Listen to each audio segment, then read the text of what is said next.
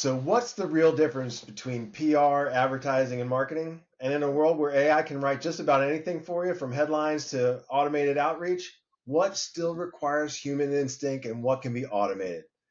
And what separates agencies that get coverage from those that shape culture? Today, we're talking about storytelling, strategy, and the evolving role of communications in PR. Welcome back to the Anvil and Iron podcast, where we're on a mission to connect with innovative leaders that are shaping the future of business, the kind of people you really want to know and want in your network. I've got the pleasure of welcoming Nicole Rodriguez. She's founder and CEO of NRPR Group.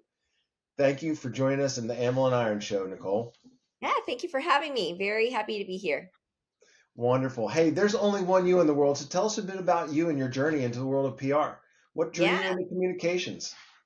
Well, PR was actually my major in college. You don't actually find a lot of people that can say that, especially in PR. But yeah, it's not a common major, but it was mine in undergrad. So I actually went to San Jose State for undergrad, where they had an incredible PR and communications program. I actually thought I was going to school to be a journalist, so it's part of the School of Journalism and Mass Communications. I thought broadcast journalism was going to be my thing until my broadcast journalism professor pointed me in the direction of PR. And he's like, no offense, I think you'd be great as a broadcast journalist. I just think that knowing your personality, knowing you, I think PR might actually be your calling. Took a PR 101 class, and here I am today. Wow, Literally, yeah. that So professor changed your life, right? changed my life completely. And he I told me love it. which professor to take the PR 101 class with. He basically told me, take the hardest professor, and her name was Kathleen Martinelli. Take her class. And because I know she's going to be the most challenging, but if you basically take that class and you love it, I think this is more for you. And thank you, Professor Bob Rucker. You basically set me off in my lifetime journey. So yeah, I thought I was going to school for marketing and journalism, and here I am going to school for. I went to school for basically marketing and PR. So Shout out to Professor Bob Rucker. Does he know? Does he know that like you yeah, did this? Like, oh oh yeah, yeah, that he I did have this. Okay, thanked them 1,000 times over, and I got um, you. I'm just so grateful. And San Jose State was a great school for my undergrad, and yeah, great program. Well, here's the irony. I actually graduated with a degree in PR and advertising from Towson No, State. Yep, I yep. love. It was the closest thing to sales that they had because they had like in the mass communications PR they Yep. had the art of persuasion and all the there's so much of it built into it as far as like why people buy, why the psychological process that they go through and why people do the things they do and how you can influence them to do the things you want them to do or that are best for them, that kind of thing. So, small world, huh?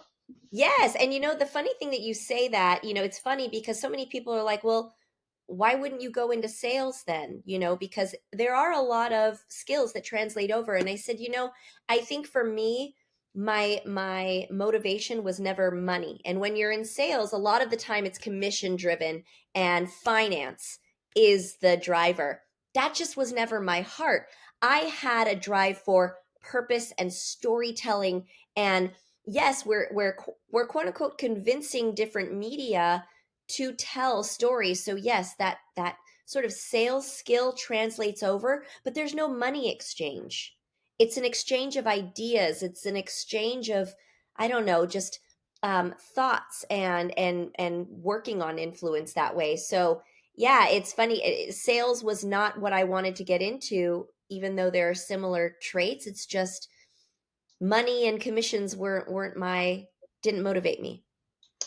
I love it. I love it. Hey, so let's start with something foundational. A lot of people use PR and marketing and advertising interchangeably. From your perspective, what's the difference? Yes. So there is a significant difference. And it's I love when people ask me this because I try to help them understand that, in a corporate setting, for the most part, there's an umbrella, right?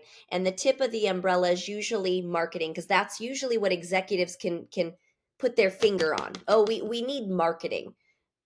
but they're like, but I don't know, I don't want to have to figure out how the puzzle pieces go together. But like with an umbrella, you have the different rungs, right, that kind of hold it all together. So marketing is a really easy way to, encompass it all, right? A lot Okay. of the times PR will fall under the CMO if there's no chief communications officer. And even if there is a chief communications officer, they're working in tandem. So Sure. the other thing is they're also making the decision making for ad spends, right? That doesn't fall in any other department. So a nice umbrella could be, okay, we fall under marketing, but we have very different um, sort of ways of how we make it work and work together. So with marketing, you have to think about marketing plays a role in sometimes product development, what products we're going to be taking into the market. What does that look like visually? Graphics usually fall under marketing. Your website, social media, digital, digital marketing in general, right? That'll fall under there. Then you have advertising where it's more or less like campaign driven, and you're paying for eyeballs. This is all paid. A lot of marketing is like your owned voice, right? You have a company blog. Do you host webinars? All of these things usually fall under marketing. Advertising is, we need to run a campaign in this magazine. We need to buy airtime on this broadcast channel. We need to spend. That's what advertising is. And it's normally incremental campaigns that they're basically, and they could be short or long, but they're paying for eyeballs. PR, you are earning recognition through basically weaving things together. You're thinking about the different advertising campaigns that you have because a lot of the times they're tied to the products, which sometimes marketing is helping basically develop collateral for. So if I'm a PR person, I want to talk to the marketing person and say, when is this campaign kicking off? Oh, okay. On social media, it's going to kick off on February 19th. That means the ad spend has to coincide, and I'm going to put out an announcement, but I'm also going to talk to press under embargo. That means I'm going to talk to them to get them to agree to interviews. I'm going to prep the executives. All of this legwork that gets third party validation from a source that's not paid. So It's we are basically, like social proof, kind of like. that's right. That's right. And Okay. so people who are like, well, what do you mean PR? They don't realize they want or need PR till they see that it's not there. Well, how come my competitors in the Wall Street Journal? How come my competitor just won this award? Well, how come my competitor over here is doing this? That's all PR. That doesn't just fall under marketing. And and you would be incorrect in forcing a marketing person to just figure it out and do it. It's a skill that takes human connection and human relation. And that's basically what I tell people. I'm like, public relations is short for relationships. We are building relationships with media. You can't just blast something into the ether and hope that a media person is going to want to be your friend because of that. No, we are actually bridging relationships between media and our clients or companies that we work for. And that takes speaking to each other in between. That takes hand holding. That takes, hey, what do you want out of this interview? Asking the media person, I want to make sure you're happy with what the CEO delivers to you. How can I help prepare him to give you everything that you need? That requires people. And I'm glad, in a way that people want to automate their jobs. I'm like, you just want to give your job away? I don't. So yeah, that is definitely the difference. We can all work together, we all should, but we have very specific functions. Well, you really hit on something as far as relationships is concerned. Um, what is it that makes NRPR Group different? Tell us about your firm and kind of when you broke off on your own, a little bit about that journey. What was it that you really wanted to solidify when you decided to make that change? And that was a bunch of years ago, right?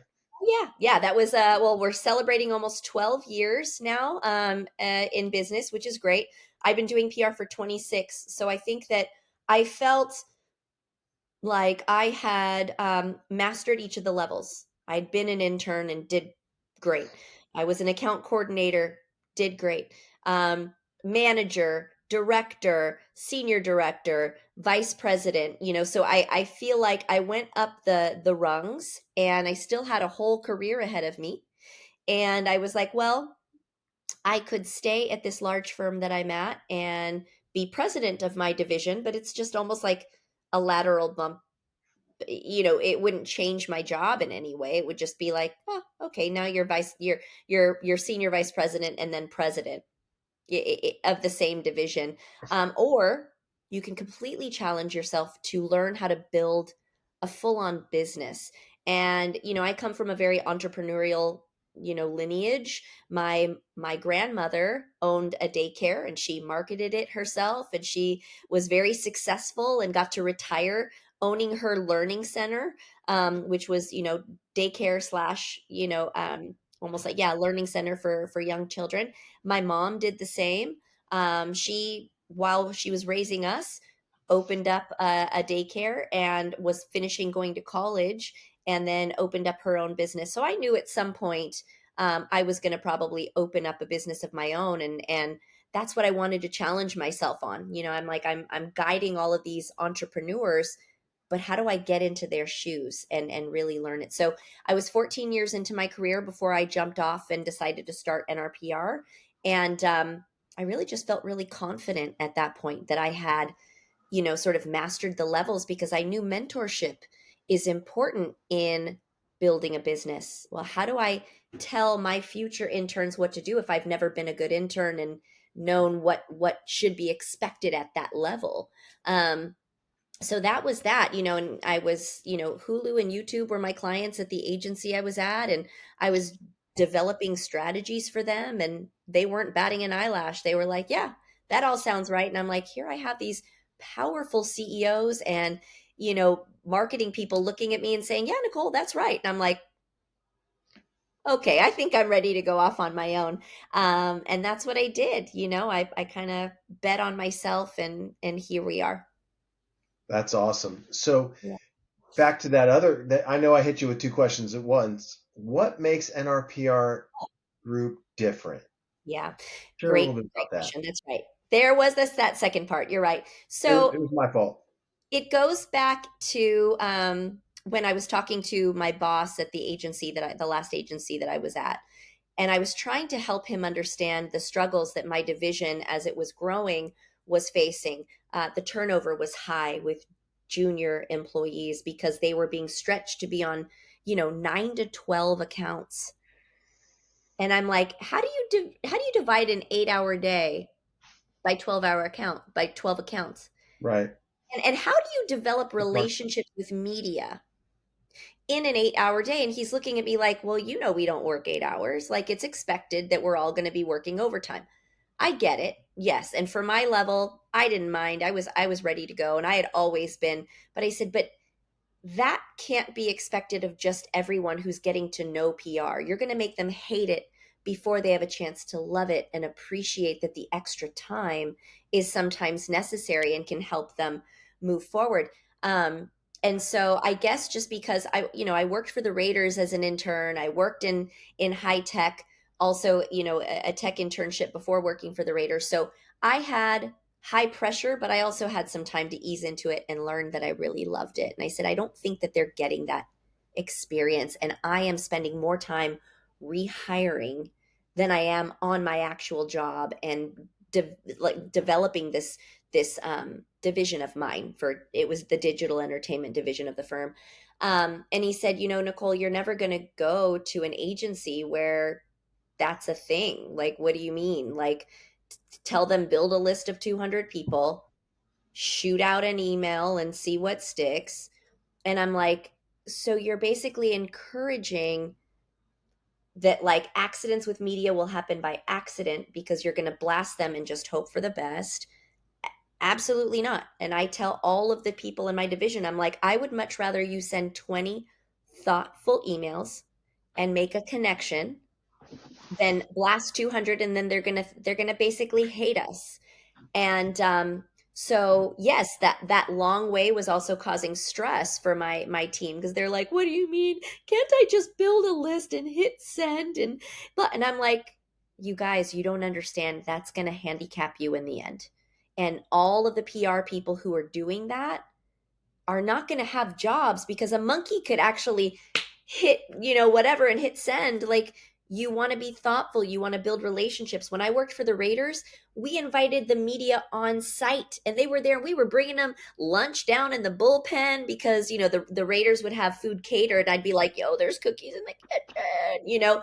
This is how we got great stories to be told. And I'm like, you're skipping out on the relationships. And so it basically became that he was like, "Nicole, it's fine. That agency is never going to exist." And I was like, Oh, yes, "Yeah, it is. and I'm going to create it." And that's exactly what I did. And I literally tell my employees, "Listen, we don't need to scale and be a gajillion, dollar organization where we're owned by investors and they tell us what to do and they tell us what our margins need to be. Absolutely not. You're going to work here and you're going to do PR right. You're going to build relationships based on what media need and how those needs meet our clients' needs. And I'm going to expect that you're going to have homies. You're going to have homies that you're going to be like, 'Yo, I have another client that fits right in your wheelhouse. They should be now on text.'" And that's how it works. And I said, the long way is sometimes the shorter way. Yes, you have to do research to find the right person, but once you do, and they know that you have created a valuable connection, they'll take your phone calls anytime. Whereas the people who are out there blasting, they're going to be blacklisting them. And then people wonder why PR doesn't work. And now, in a time of AI, where everyone thinks that they can hit a button and get a press release and get a pitch, guess what? Those are going to be the people who don't have relationships who will not be able to make it. And that is what sets NRPR apart. We have had a no blast policy since day one, literally since day one. And here we are with relationships with media who will always, when they see at NRPR group, will take those emails. Nice. Can you share an example where your strategy, your narrative messaging changed the outcome for a client? Like, how's Sure. how's this go beyond media coverage? Yeah, so let's talk about LA Comic Con. I love them as an amazing case study and friends and their family now. They've been our client for 8 of the 12 years that we've been around. Wow. And I would say that they went from a time pre NRPR. They were a very small, like, hey, just LA Comic Con. In fact, they operated in the basement of the convention center that we now take, millions of square footage of, right? So it was like they decided they wanted to do something because they couldn't get into San Diego Comic Con, the founders.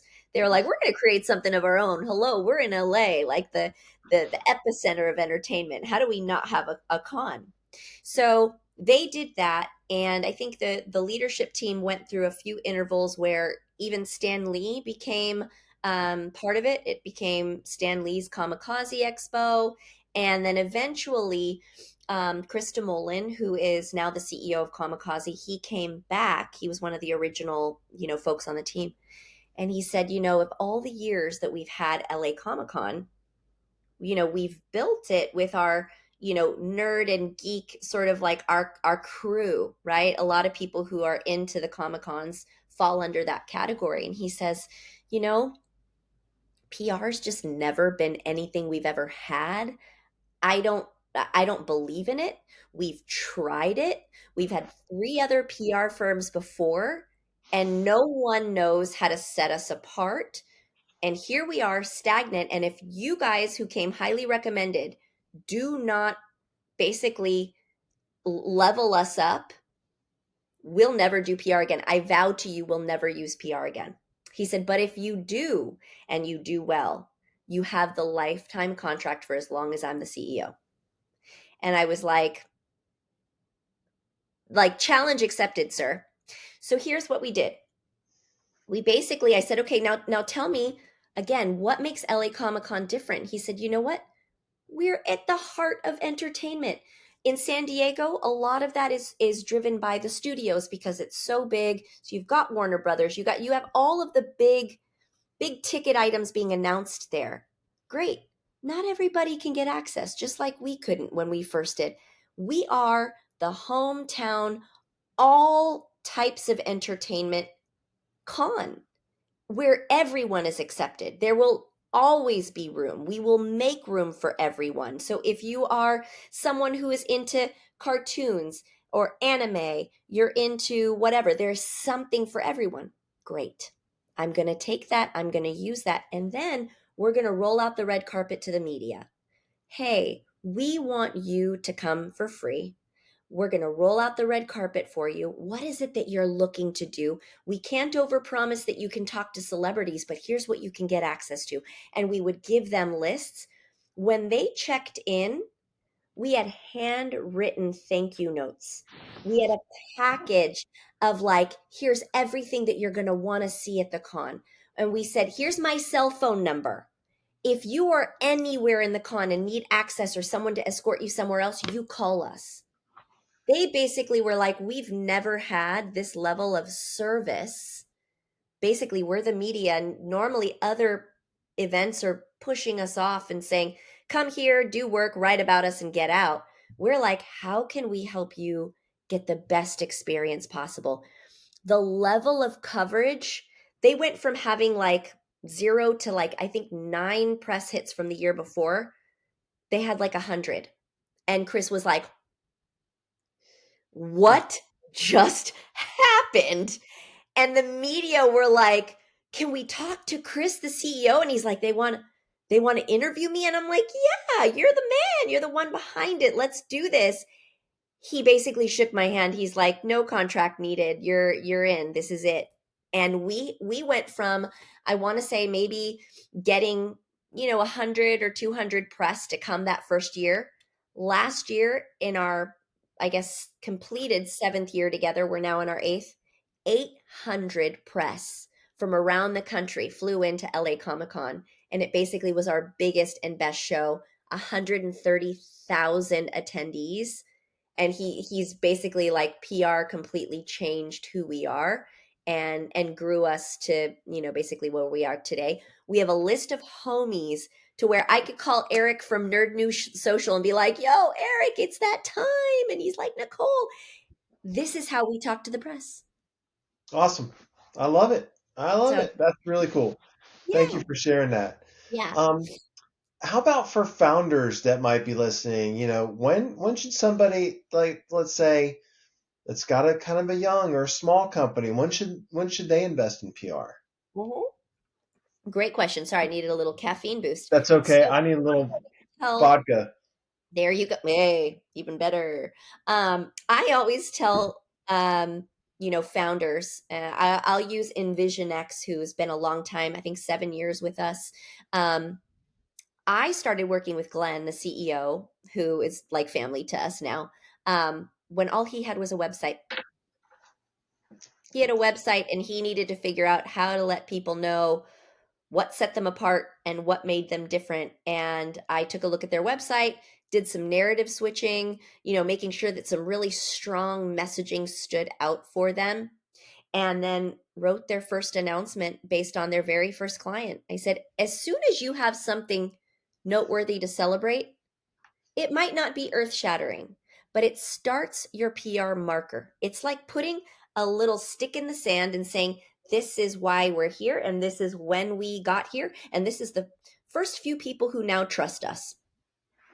So we did that, and I said, listen, and we don't need a 12-month contract. Let's just do this so that we build some thought leadership around your idea for this company, what makes it different and why, what makes you different. Let's have you get some commentary out there. Let's announce your first announceable clients because they are in the security space. So there was some sensitivities around doing things like that. And I Sure. said, now let's do that for a couple months, and then we stop, and then you go keep doing good stuff, go close more business, and then come back. We have been on that kind of trajectory basically since all he had was 2 or 3 employees.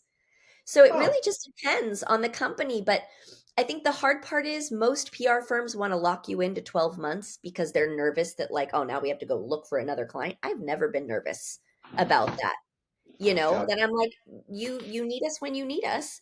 There are some clients that now, like, let's say F Secure, there are no breaks. There's constant, but they're a company that's been around for years. So yeah, hope that answers your so question. that's a great answer, and I really appreciate that. How do you measure success in PR for your clients and for yourself?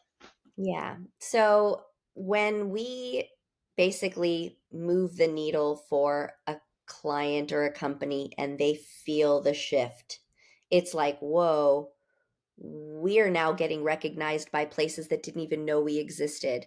There's a company called Pizza Forno. They're headquartered in Canada, and I've heard they're, of them. yeah, vending machines for pizza.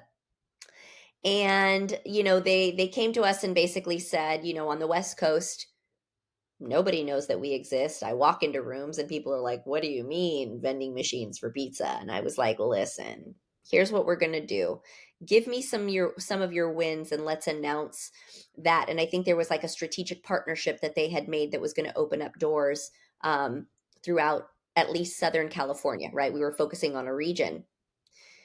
Basically got that main face, got him some press love throughout LA. He started walking into rooms and they're like, "Oh, hey, Pizza Forno. I read that story about you guys in LA Weekly. Hey, weren't you guys just in the LA Times?" Then he got it opened the door for him to get a contract with like on campus like colleges in Southern California. So we went from, Folsom to all of these different schools. And we did another announcement and talked to press about that. He was getting on podcasts, talking about how like students need hot food at 2 o'clock in the morning when they're studying. Where else are they going to do that? That's going to be safe on campus. Boom. It took him to another next level. He's like, "Nicole, I'm so busy with meetings and phone calls. I like I don't even know what to do with myself. And I don't know what, I still don't, I can't wrap my brain around PR, but all I know is what you did was magic for our business. That's Literal. incredible. That's That is how incredible. you know. Yes. That's like taking somebody from being satisfied to fanatical, and that's That's right. awesome. That's Yeah. awesome. All right, let's shift a little bit and talk about, the word, those two letters that everybody's talking about right now, AI. So AI. Yeah. it's reshaping every industry, communications included. Let's talk about what it cannot do in PR and what it can do in PR. And you can start with whichever one, you want to talk about. The cans versus the can-nots. I'm normally the person who likes to, end on a positive note. Let's start with the cans. Okay. I just want people to know that I do know what it can do. And I Hmm. have used with my team everything from, Google Gemini to, Chat GPT, Claude, all of those platforms, you name it. Because we can't escape it, right? Right. It's kind of like telling people when the internet was here, don't get on don't get on the internet. You'll never have a website. AI is here and it's never going to leave. That's it. It's here now, Correct. right? So, knowing that, I was there around that sort of tech bubble back, I started my career in 1999, 2000.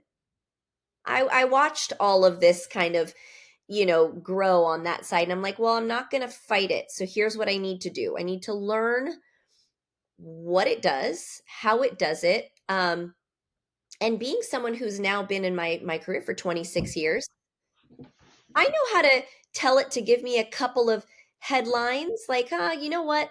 I'm thinking like this. It's almost like how I would direct an intern. You know what? I'm thinking that we need like a really sexy headline that has this and has this, but it's extra mind share.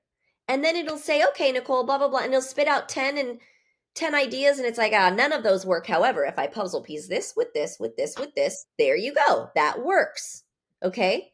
So that's what it can do.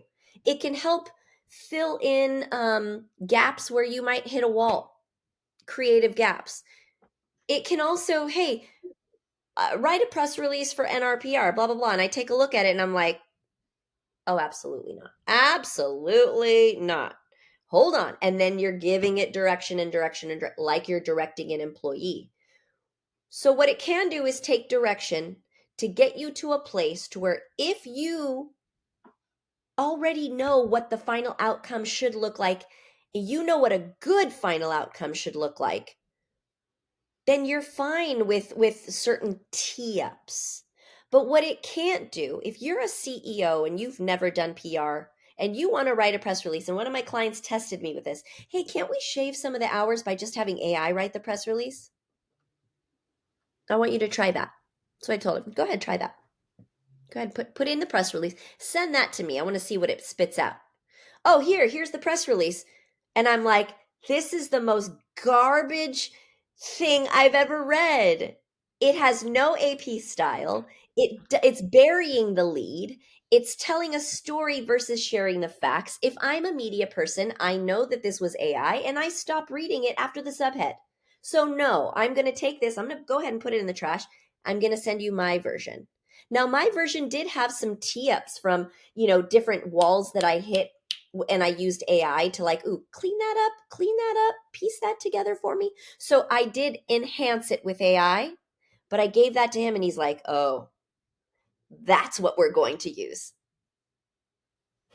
So what it can't do is basically take, an idea and fully formulate a final press release that is so spot on that no media would be able to guess that there was no thought put into it. And it also, sure, it can maybe write a pitch or two, but it's never going to basically talk to Eric at Nerd News Social or Ruben over at Pastrami Nation or, Jordan over at CNBC the way I would talk to them. Jordan, oh my God, how's your brother? How have things been? No. And it might be able to give me a couple of lines, but I hold the relationship, I hold the knowledge. And in PR, relationships are the core of our business. AI is not going to be able to take that away if we don't let it, right? I would love it if you would, for this podcast, I'd love to post both of those press releases, the Oh, AI yeah. one I'm versus sure I yours. can go back into my email and That'd be basically awesome. pull That, up that'd be and great. take out the name of my client, or actually, I don't know. I'll ask him if he doesn't mind. This was Sure. the AI written version, and this one was Nicole's. It's night and day. It could be more PR for them. All right. So, hey, before we wrap up, what are you most excited about for NRPR Group over the next, I don't know, 12 to 36 months? Hmm. What am I? You know what? There's a lot of really cool things brewing in the background with regards to some partnerships that we have.